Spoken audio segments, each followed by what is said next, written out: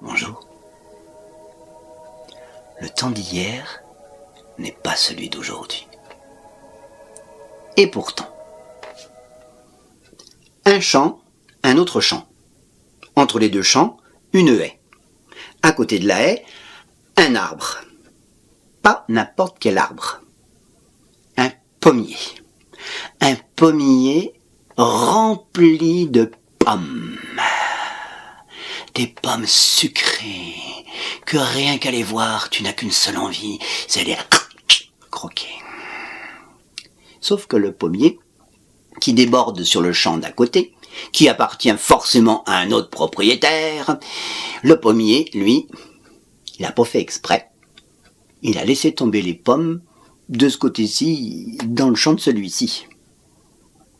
Quand le propriétaire d'ici s'en est rendu compte, il a appelé le propriétaire de là, et ils se sont dit « Dis donc, toi, ces pommes que tu as ramassées, elles sont à moi ?» « Pas du tout, elles sont tombées dans mon champ, donc elles sont à moi, c'est ma terre. Et ce qui est en ma terre, oh, ça suffit, ça suffit !» Et c'est à ce moment-là que sur le chemin passe un brahmane. Oui, parce que ça se passe en hindou. Et le brahmane, c'est une espèce de prêtre, tu vois, qui va sur les chemins, lui.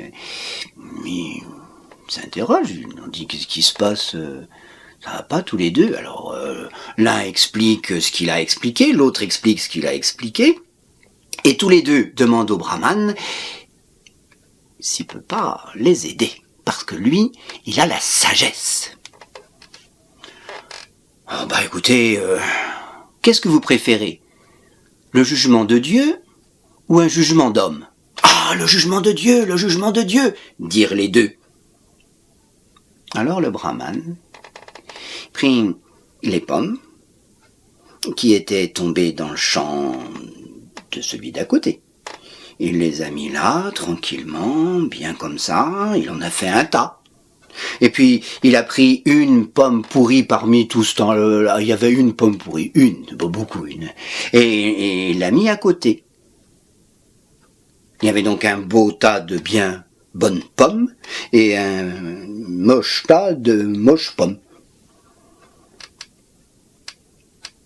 Et puis, sans les regarder, il a dit au propriétaire, sans les regarder, ce tas-là, il sera à toi.